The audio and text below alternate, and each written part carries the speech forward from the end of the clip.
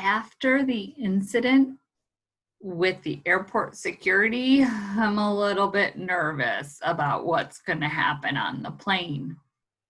Chapter 4, Being a Sandwich. After we got to our plane gate, we waited and waited some more.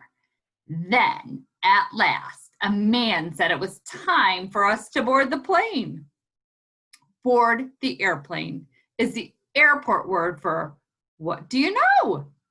Another dumb, funny line. Oh, we know this trip has been all about waiting in line so far. Only good news, this time we're near the front. And so finally, we got to our seats. I get the window seat, I called real loud. Then I ran there speedy quick and I sat right down. There was a teensy little shade on the window. I pushed it up and pulled it down. It was a little bit stuckish. That's how come I kept pushing and pulling and pushing and pulling until it loosened up. Pretty soon I tapped on Mother and Daddy. Watch me, okay? Watch me work the window shade, I said. I took a deep breath and started right in. Up and down and up and down and up and down, I said. Then I stopped and breathed again. Then I sped up a little bit. Up, down, and up and down, up and down, up and down. Just then, Mother reached out her hand and she stopped my progress. Okay, good, fine. Excellent shade work. Thank you very much, she said. Then she buckled my seatbelt. I stretched out my legs as long as they could go. And guess what? They reached all the way to the seat in front of me. Whoa, my legs are as tall as a giant, I said. I flattened my feet against the seat and I pushed and I stretched some more. Then all of a sudden, the lady in front of me popped up like a jumping jack and she spun around real angry. Make your angry eyes. Would you please stop kicking my seat, she grouched. I don't like having my seat kicked. Mother quick took down my legs. Oh, I'm sorry, she said. It's a first plane trip. I looked at my mother, very curious. But I wasn't even kicking her seat, I said. My legs were just being tall. The lady made a sound and she turned back around again. After that, I stayed real still and I didn't move my muscles. Only wait a second. Hold the phone. Then I spotted the cutest thing I ever saw. And it's called, hey, there's a little tray on the back of the grouchy lady's seat. And it's folded up, real flat. I leaned up and I opened it. Ha! What will they think of next, I said. I practiced it, folding in and out. Watch me, Mother, watch me, Daddy, I said. I stood up to demonstrate.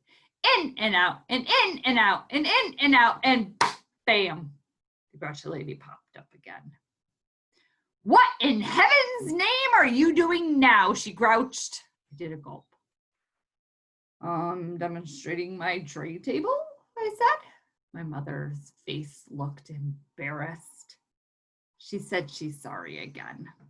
The lady did a snort and turned back around. Please, Junie B, said Mother, behave yourself. Do not touch that lady's seat one more time. I slumped way down in my seat. Then I reached into my backpack and I pulled out Philip, Johnny, Bob, and I whispered in his softy ears, do not touch that seat right here, or grouchy lady will snap your trunk off, I said. Philip raised his eyebrows. I can't touch it, he asked. Not even with my little pinky toes? I thought for a second. Well, okay, I guess you can touch it with your little pinky toe, but that's all, I said. So very careful, Philip reached out and he touched the lady's seat with his pinky toe. And ha, she didn't feel a thing. Me and Philip laughed and laughed at that funny joke. Then pretty soon he tapped his chin and he looked curious at me. I wonder if there's a grouchy lady behind us too, he asked. I shrugged my shoulders. I don't know, Phil. Why don't you take a peek, I said. So Philip Johnny Bob turned around and he tried to peek through the seat crack, but he couldn't get a good look. So finally I had to lift him way up the top of my seat and let him stare back there for a while. Only bad news. It didn't actually work.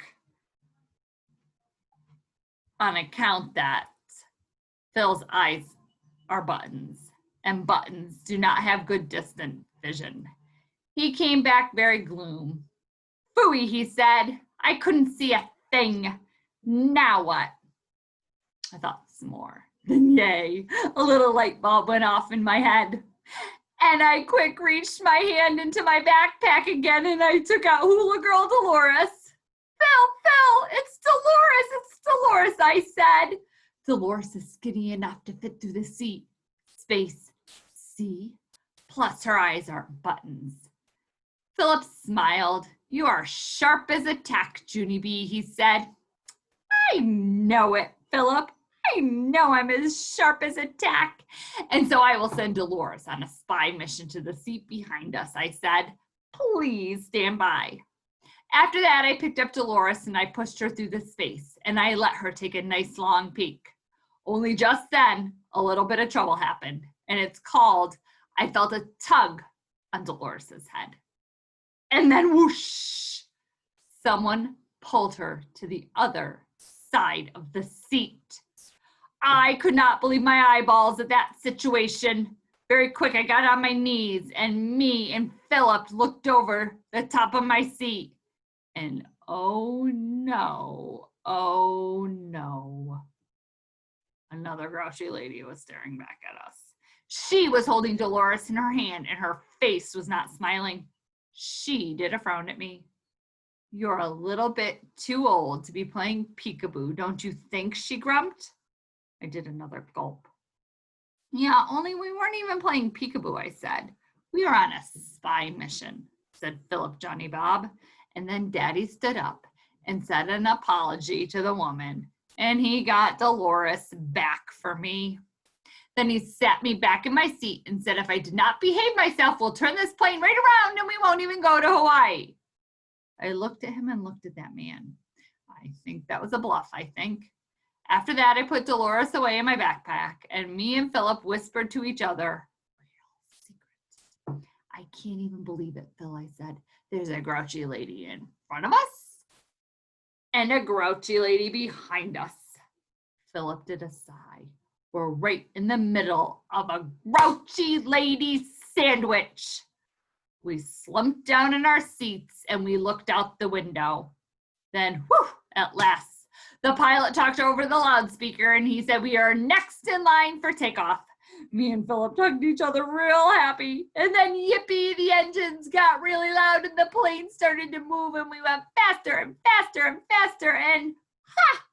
We went all the way up in the sky. It was just like a magic carpet, I tell you. There were puffy clouds everywhere I looked. This view takes my breathing away, I hollered to Mother and Daddy. Mother smiled. Yes, it does. She said, but you don't have to shout. I pointed at my ears. Yeah, only there's airplane noise in my head, and so I can't actually hear my own voice, I explained. Mother picked up my backpack. Well, let's try something quiet to do, okay? Okay, I said back. We looked through all the stuff I brought, and then hooray, hooray, I spotted my brand new camera. Wow, I almost forgot all about that assignment, I said. Today will be the first official picture for my photo journal. My eyes lighted up. Hey, I know.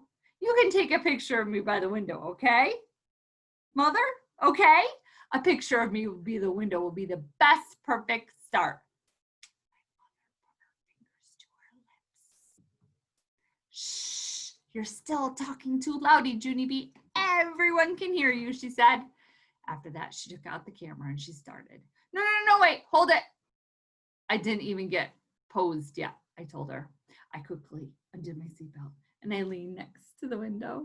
Get the clouds in the background, okay, Mother? Room 1 would love to see me way up in the clouds. Philip Johnny Bob was sitting on the seat. I reached over and picked him up. And get Philip too, okay? Just me and Philip and the clouds, and that's all. Just then Philip tapped on me and he whispered in a funny secret. I started to laugh. Then I told the funny secret to Mother. Plus, Philip says don't get the grouchy ladies, I said, because those two grouchy ladies will ruin my whole entire photo journal. Mother's eyes got big and wide at me. Shh, Junie B, please, she said, very panicked. Then she quick tried to take the picture, but oh no, one of those grouches sprang up fast as springs, and their big rumpy heads got right in my picture. I covered my mouth real shocked. My mother covered her mouth real shocked too. And then both of us kept our heads bent down until the grouches stopped staring. After that, they were gone. I looked at Mother. Me and my big fat mouth, I said in a whisper. Mother kept her head down and she talked to me through her fingers. I couldn't have put it better myself, she said. After that, she gave me back my camera and she said maybe we could try again later after the dust settled. I did a sigh. Yeah, only I can't try again later, I said real whiny, on account of I need to save the rest of the pictures for Hawaii. I slumped down very glum.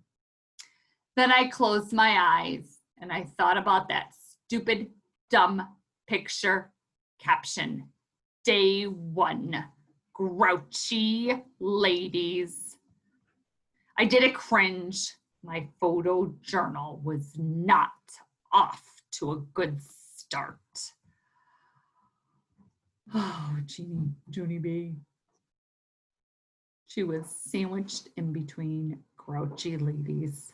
I can't think of a worse place to be to start my vacation. It can only go up from here.